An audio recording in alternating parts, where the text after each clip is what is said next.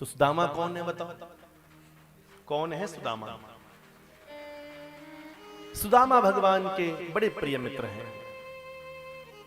संदीपनी महाराज के आश्रम में साथ पढ़ते थे। अच्छा, आप लोगों ने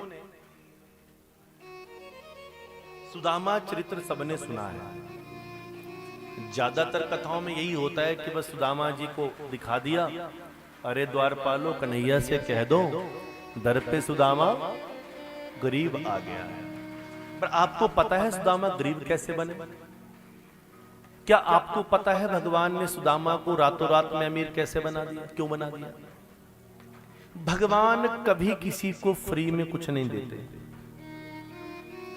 चाहे तन, चाहे मन, चाहे धन, तीनों में से एक भाव से व्यक्ति समर्पित हो जाए या तीनों से समर्पित हो जाए तो ही भगवान देते हैं।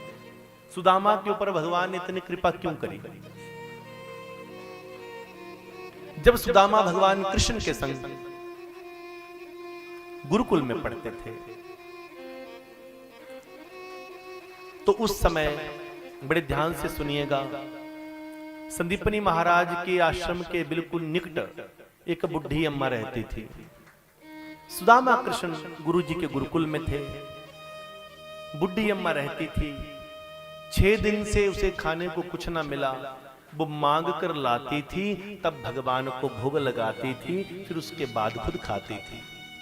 आज 7वां दिन हो गया, किसी ने कुछ नहीं दिया।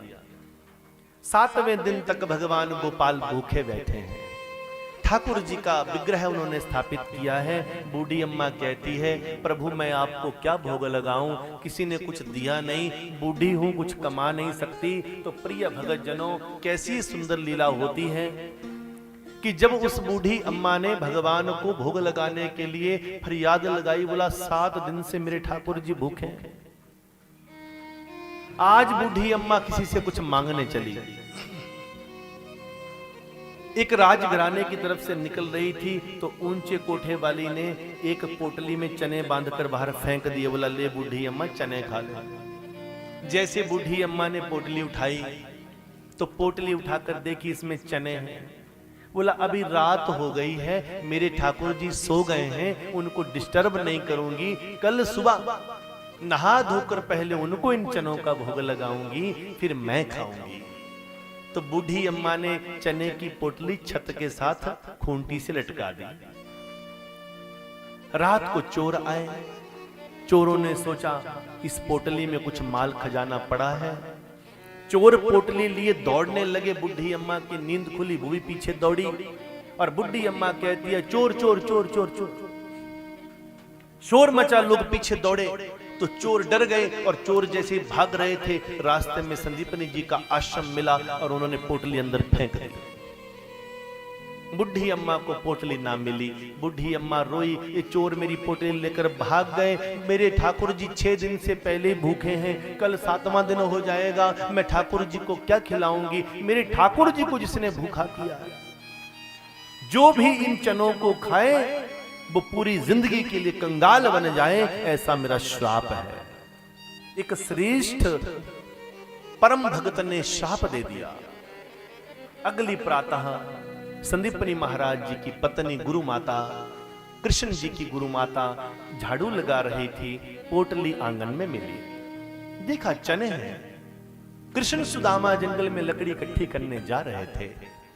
माता कहती हैं, गुरु माता बोला बेटा ये चने साथ ले जाओ, भूख लगेगी तो खा लेना और जल्दी लकड़ियां इकट्ठी करके लाओ। कृष्ण और सुदामा गए। जो आपने वृक्ष की कथा सुनी है कि वृक्ष के ऊपर भगवान कृष्ण चढ़े। लोग कहते हैं सुदामा गरीब इसलिए हुए क्योंकि वो अकेले चने खा रहे थे। भगवान ने पूछा तो कहा ठंड के कारण मेरे दांत कड़कड़ा रहे हैं। पर ये कथा थोड़ी नकली है, ये असली कथा नहीं है। तभी तो कहता हूं कि कथाएं भी परिपक्वता के साथ सुननी चाहिए, अल्पज्ञानी से कथा नहीं सुननी चाहिए। भगवान श्री कृष्ण जब सुदामा के संग गए, बारिश लगी, ठंडी भी थी, तो भगवान ने सुदामा को कहा, बोला गुरु माता ने वो चने दिए हैं, जरा निकाल सुदामा खाते हैं। सुदामा ने जैसे ही वो पोटली खोली सुदामा बाल्यावस्था से ही ब्रह्म ज्ञानी थे, एक श्रेष्ठ ब्राह्मण थे, और सुदामा ने उन चनों को देखकर ही पता लगा लिया कि इन सुदामों में श्राप है। और श्राप क्या है कि जो इन चनों को खाए वो आजीवन भर के लिए कंगाल हो जाए। मेरे कृष्ण 3 लोक के स्वामी हैं, अगर यही कंगाल हो गए तो मतलब तीनों लोक कंगाल हो जाएंगे, पूरी दुनिया में भूखमरी मर जाएगी। मैं 3 लोगों को कंगाल होने नहीं दूंगा, इन चनों को अकेला ही खाऊंगा। छोड़ना क्यों नहीं है? प्रश्न ये है, छोड़ा क्यों नहीं, फेंक देते क्यों? क्योंकि गुरु माता ने अपने हाथों से प्रसाद दिया है। गुरु जी के घर से, गुरु माता के हाथों से, गुरु के हाथों से एक रूखी सूखी रोटी का टुकड़ा भी मिल जाए तो वो भी जीवन को धन्य कर देता है। मैं गुरु माता के प्रसाद को ठुकरा नहीं सकता, भगवान कृष्ण को और 3 लोगों को कंगाल बना नहीं सकता, इसलिए सुदामा ने अकेले ही चने फटाफट खा लिए। भगवान ने पूछा, हे सुदामा मुझे भी दे। बोला, मैं चने नहीं खा रहा, चने बाद में खाएंगे, मेरे दांत तो ठंड से कड़कड़ा रहे हैं। सुदामा ने अकेले चने खाए। भगवान अंतर्यामी हैं, भगवान जानते हैं कि सुदामा ने ये क्यों किया है। आज सुदामा ने, गरीब नहीं थे सुदामा, गरीबी को सुदामा ने बुलाया है, कंगाली को सुदामा ने बुलाया है, हम सबकों को धनवान बनाने के लिए, इस दुनिया को धनवान बनाने के लिए, नहीं तो तीनों लोग कंगाल हो जाते। आज जब सुदामा भगवान से मिलने आए, पोरबंदर से चले, पत्नी का नाम क्या है? सुशीला, जिसके अंदर सुंदर गुण है। सुशीला का अर्थ है जिसके अंदर शीलता है। मैंने कल परसों भी कहा था कि अगर हम अपने जीवन में कुछ और नहीं कर सकते तो कम से कम भगवान की कृपा से जो नाम मिला है उस नाम की तो महिमा रखो। अब नाम रख दिया है आपका, मान लीजिए नाम रख दिया शिव शंकर, नाम रख दिया रामेश्वर, नाम रख दिया कृष्ण दयाल, नाम रख दिया दुर्गा, और रोज चंडी रूप धारण करके सास से लड़ रही है, तो फिर क्या फायदा उस नाम का, बताइए। नाम रखा सुशीला, तो नाम कैसा होना चाहिए? शील। सुशीला एक साड़ी में अपने विवाह में आई। सुदामा के पास दूसरी साड़ी खरीदने को पैसे न इकट्ठे हुए, हटकर अपने पति को कभी ताना नहीं दिया। ये पतिव्रता धर्म की पराकाष्ठा है। अपने पति की सेवा करी। पति अगर अमीर है तो बाबूजी सब कह देंगे, अगर पति बहुत तुम्हारी सुविधाएं दे रहा है तो जानू बानू सब कह देंगे, पर अगर पति गरीब भी हो तो उसकी सेवा करके बताना, फिर लगेगा पता कि जानू है कि नहीं जानू है। प्रेम कभी किसी लालच से नहीं बंधा होता, प्रेम बिना लालच के होता है। माता सीता को जब राम जी से विवाह कराया गया, प्रभावी राजा से विवाह हुआ, और जिनका कल सवेरे राज्याभिषेक होना था, रात को वनवास हो गया। राम कहते हैं, सीते तुम एक राजा की राजकुमारी हो, तुम्हारे पांव कभी जमीन पर स्पर्श नहीं हुए हैं, तुम वापिस चली जाओ, वनवास मुझे है तुम्हें नहीं है। तो सीता ने क्या कहा? बोला, हे प्रभु, हे मेरे पति परमेश्वर, ना मैंने राजा से विवाह किया है, ना मैंने वनवासी से विवाह किया है, ना मैंने राजा से प्रेम किया है, ना मैंने वनवासी से प्रेम किया है, मैंने तो अपने राम से प्रेम किया है। जहां तुम रहोगे वहां मैं रहूंगी। ये एक आदर्श पतिव्रता का कर्तव्य है। पति कैसे भी स्थिति में हो, पति की हर अवस्था में उसका साथ देना एक पतिव्रता स्त्री का कर्तव्य है। आज सुशीला ने सुदामा को मोड़ा, उसके मन को मोड़ा। बोला, धर्म पत्नी कहा। धर्म पत्नी का मतलब जो अपने पति को धर्म का आचरण कराए। तो धर्म पत्नी का कर्तव्य है पति को धर्म का आचरण कराना। सुदामा को भगवान की तरफ मोड़ा। बोला, जाओ। पता था कि इसके शरीर में ताकत नहीं है, तो संकल्प ले लिया, हे मेरे गोविंद, जब तक मेरे पति सही सलामत वापिस घर ना पहुंचे तब तक अन्न जल ग्रहण नहीं करूंगी। भगवान ने सुदामा को रोका नहीं था, पता है ना आपको। सुदामा सोचे मुझे तो रुकने को भी नहीं बोला। क्यों नहीं रोका? क्योंकि भाभी ने संकल्प लिया था कि जब तक सही सलामत ना पहुंचे अन्न जल ग्रहण नहीं करूंगी। तो भाभी जब भूखी प्यासी है और सुदामा को भगवान कैसे रोक लेते। सुदामा चलने लगे। पोरबंदर से चले, द्वारिका बड़े दूर। भगवान ने कहा, देखो मेरा सुदामा कैसे चल रहा है। और सुदामा रोते रोते चल रहा है। बोला, चलूं भी कैसे कृष्णा, और मैं तुझसे कुछ मांगूंगा नहीं। पत्नी तो कहती है कुछ मांग लो। हाथ में थोड़े तंडुल ले लिए, कुछ चावल ले लिए और टूटे फूटे सिक्के कुछ। आज भाभी के पास कुछ नहीं था, केवल तंडुल। अपनी झोली पकड़ी और फटी पुरानी धोती पहनकर सुदामा चले। जैसे सुदामा चले, भगवान ने गरुड़ को कहा, बोला, गरुड़ मेरा सुदामा चल रहा है, इसे उठाओ और द्वारिका के पास लाकर रख दो। गरुड़ महाराज ने सुदामा को पोरबंदर से उठाया और द्वारिका के पास रख दिया। आर पार खड़े लोगों से पूछा, बोला, भैया द्वारिका कहाँ है, कितने दूर है? वो बोलते, कैसे व्यक्ति हो यार भाई, द्वारिका दूर नहीं है, तुम द्वारिका में ही खड़े हो। सुदामा सोचा, लोग कहते थे बड़े दूर है, इतने नजदीक पता होता तो मैं तो हर हफ्ते आ जाया करता। फिर भी पता ना चला कि वो कृपा निधान उठाकर हमें पहुंचा देते हैं। हम जीवन में कुछ नहीं करते, हम जीवन में जो कुछ करते हैं वो भगवान ही करवाते हैं। पर हमारी बुद्धि कितनी भ्रष्ट हो जाती है। बच्चा टॉप कर जाए तो हम कहते हैं हमने कोचिंग दिलवाई तब टॉप हुआ। बच्चा फेल हो जाए तो भगवान जी ने कोई मदद नहीं की। बिजनेस डूब जाए तो गुरु जी ने, भगवान ने कोई मदद नहीं की। और चल पड़े बिजनेस, मैंने तो रात दिन मेहनत की, मैंने ये है हमारा जीवन। ऐसे होते हैं हम संसारिक लोग। करें हो जाए तो हम कर रहे हैं, ना हुआ तो भगवान ने नहीं किया। यही जीवन की सबसे बड़ी दुख की दुर्भाग्यपूर्ण स्थिति है।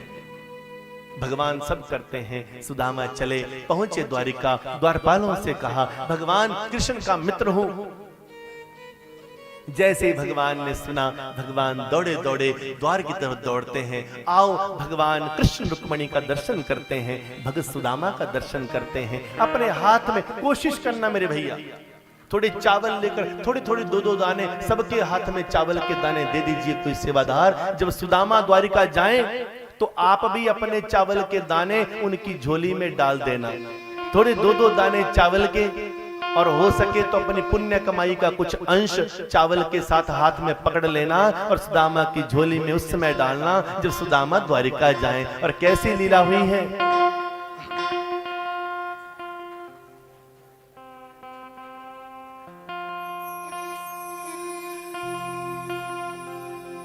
सुदामा खड़ा तेरे दर सांवरे, सुदामा खड़ा तेरे दर सांवरे,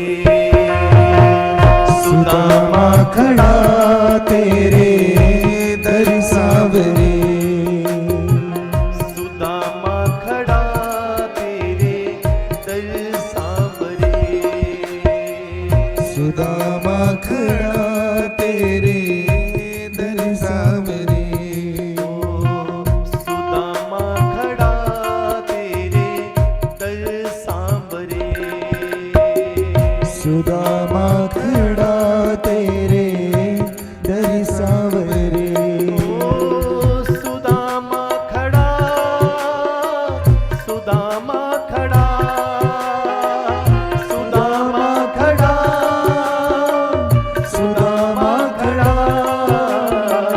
सुदामा खड़ा तेरे दर सांवरे, सुदामा खड़ा तेरे दर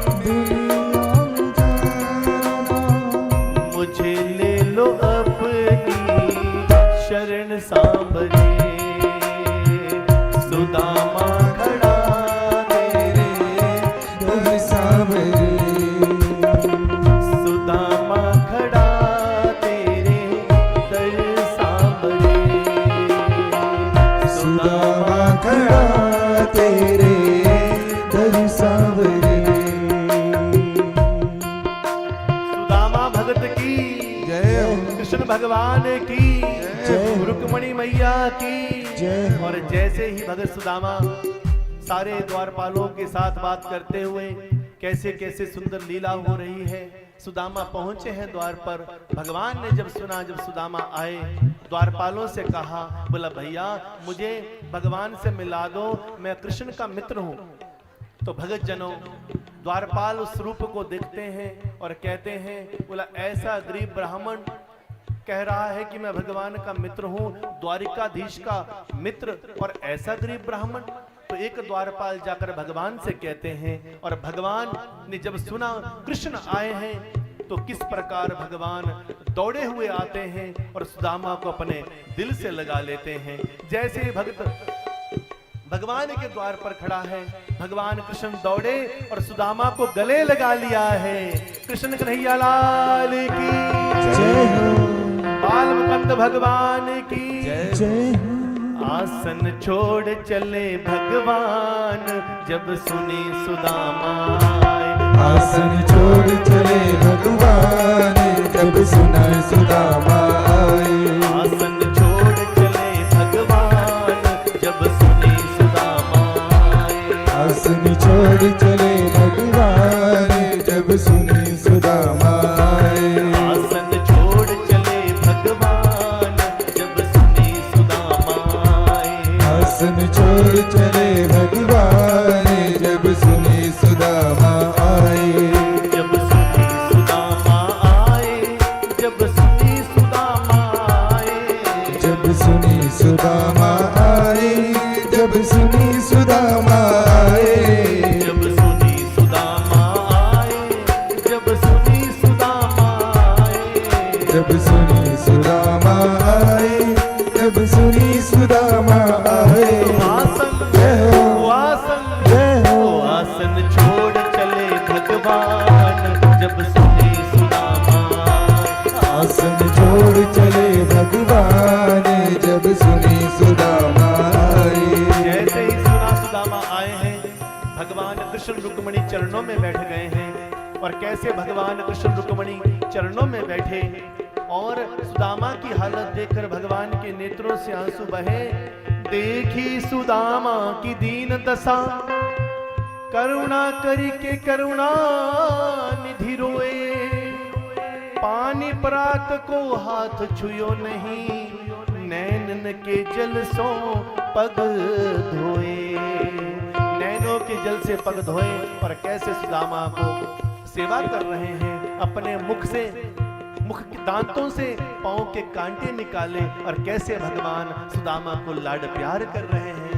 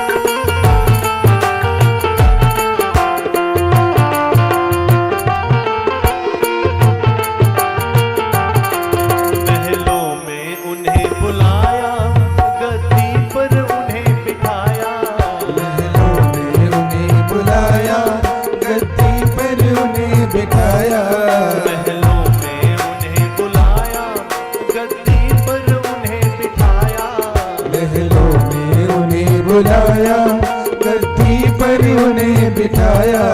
के चरण धुलाए भगवान जय हो। जब सुनी सुदामा आए। आसन छोड़ चले भगवान जब सुनी सुदामा आए। आसन छोड़ चले भगवान जब सुनी सुदामा आए। आसन छोड़ चले भगवान जब सुनी सुदामा आए। पैरों में पट्टी कराई, भाई कैसी दशा बनाई। पैरों में पट्टी कराई, भाई कैसी दशा कराई। पैरों में पट्टी कराई, भाई कैसी दशा बनाई।